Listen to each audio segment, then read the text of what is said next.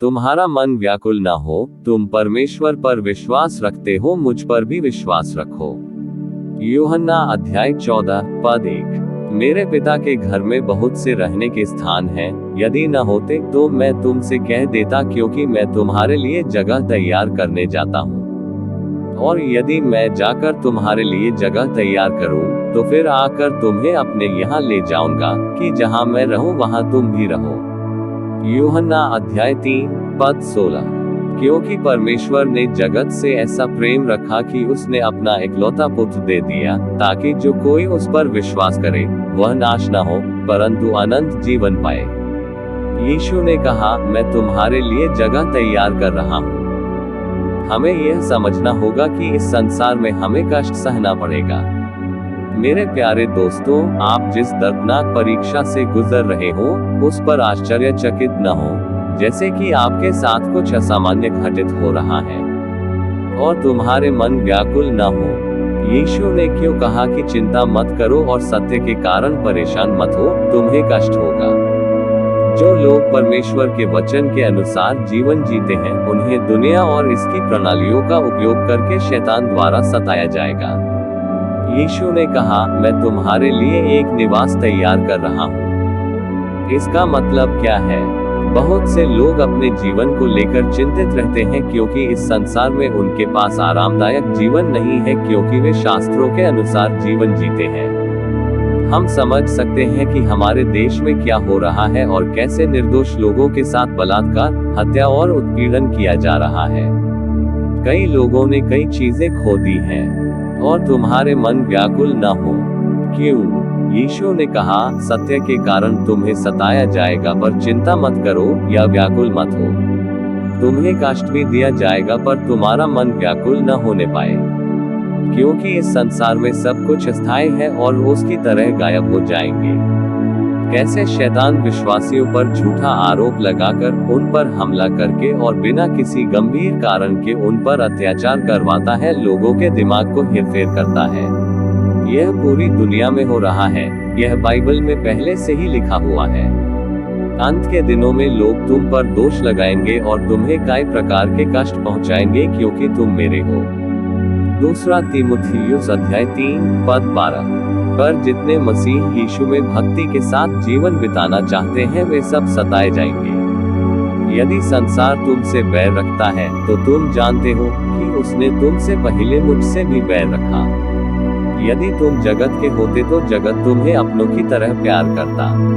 मेरा वचन याद रखो, एक दास अपने स्वामी से बड़ा नहीं है। इसीलिए यदि उन्होंने मुझे यातनाएं दी हैं, तो वे तुम्हें भी यातनाएं देंगे। इसलिए तुम में से कोई भी एक हत्यारा, चोर, कुकर्मी अथवा दूसरे के कामों में बाधा पहुंचाने वाला बनकर दुख न उठाए। किंतु यदि वह एक मसीही होने के नाते दुख उठाता है, तो उसे लज्जित नहीं होना चाहिए। मत्ती अध्याय 5 पद 11-12। धन्य हो तुम, जब मनुष्य मेरे कारण तुम्हारी निंदा करें और सताएं और झूठ बोल बोल कर तुम्हारे विरोध में सब प्रकार की बुरी बात कहें। आनंदित और मगन होना, क्योंकि तुम्हारे लिए स्वर्ग में बड़ा फल है, इसलिए कि उन्होंने उन भविष्यद्वक्ताओं को जो तुमसे पहले थे इसी रीति से सताया था।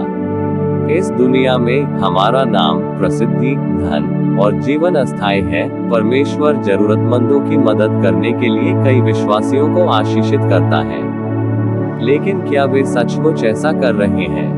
लेकिन अभी भी कुछ परमेश्वर भयभीत लोग हैं, जो परमेश्वर की दृष्टि में बहुत ईमानदार हैं। वे गुप्त रूप से गरीबों और जरूरतमंदों की मदद करते हैं। जब हम पैदा हुए कुछ भी नहीं लाए, और जब हम मरेंगे तो कुछ भी नहीं ले जाएंगे। फिर भी हम सभी इस जीवन के बारे में चिंतित रहते हैं। सच्चा धन। याकूब अध्याय 1 पद 9-10।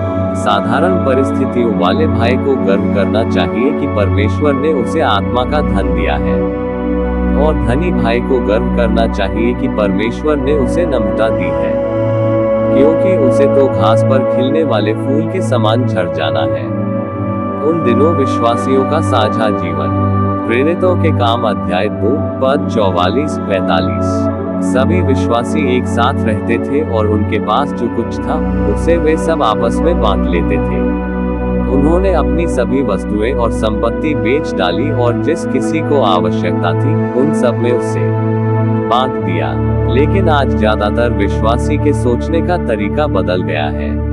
मेरे प्यारे भाइयों, हम अंतिम दिनों में जी रहे हैं और हमारे देश में और उसके बाहर भी हर जगह चल रही स्थिति से अच्छी तरह परिचित हैं।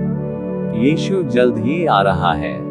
अपनी नजरें स्वर्ग पर रखें, जहां यीशु हमारे लिए निवास तैयार कर रहा है, क्योंकि उन्होंने शास्त्र में वादा किया है कि मैं वापस आऊंगा और तुम्हें अपने साथ स्वर्ग में ले जाऊंगा।